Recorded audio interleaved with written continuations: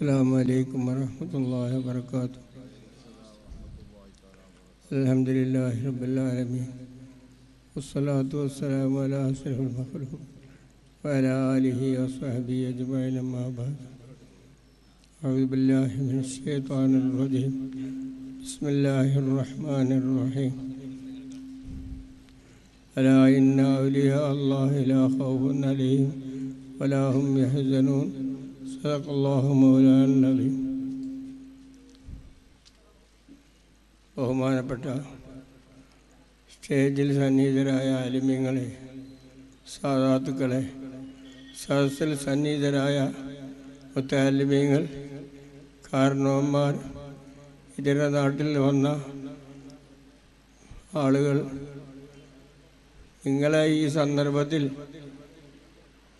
ഒരു ദീർഘമായ സംസാരിച്ച് സമയം കളയില്ല. കാരണം പിന്നിൽ നല്ല പ്രാസംഗികന്മാരുണ്ട്. പ്രത്യേകിച്ച് നമ്മളെല്ലാം ആകാംക്ഷയോട് കാത്തിരിക്കുന്ന ബഹുമാനപ്പെട്ട സമദ് സാഹിബ് പോലത്തവരൊക്കെ ഉണ്ട്. അപ്പോൾ സമയം അവർക്ക് ഒഴിഞ്ഞു കൊടുത്തുകൊണ്ട് കർത്തവ്യം മാത്രം നിർവഹിച്ച് ഞാൻ ഒഴിവാകും.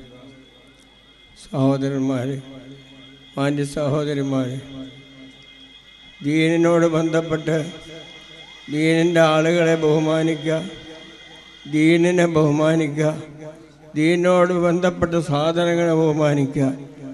അതിൽപ്പെട്ട ഒന്നാണ് ബഹുമാനപ്പെട്ട അള്ളാഹുവിൻ്റെ ഔലിയാക്കളെ ബഹുമാനിക്കുക, അവൻ്റെ മുഹിബ്ബീങ്ങളായ ആളുകളെ ബഹുമാനിക്കുക, അവരുടെ മേൽ നേർച്ചകൾ അർപ്പിക്കുക, അവർക്ക് വേണ്ടി ഗുണത്തിന് വേണ്ടി ദുആ ചെയ്യുക. എന്നാൽ അവരുടെ ബർക്കത്ത് നമ്മുടെ ജീവിതത്തിൽ എല്ലാ വിഷയത്തിലും ഉണ്ടാവും എന്ന് മാത്രമല്ല, ഒരാൾ മരണപ്പെട്ടതിന് ശേഷം അയാൾ ഹയാത്ത് കാലത്ത് എന്തെല്ലാം കാര്യങ്ങൾ നടന്നുവോ ആ കാര്യങ്ങളെക്കാണ് കൂടുതൽ അത്തരം കാര്യങ്ങൾ നടക്കുന്നുണ്ടെങ്കിൽ ആ മഹാൻ അള്ളാഹുവിൻ്റെ അടുക്കൽ മഖബൂലാണ്, സ്വീകാര്യനാണ് എന്ന് എന്ന് മഹാന്മാർ അഭിപ്രായം പറയുന്നു.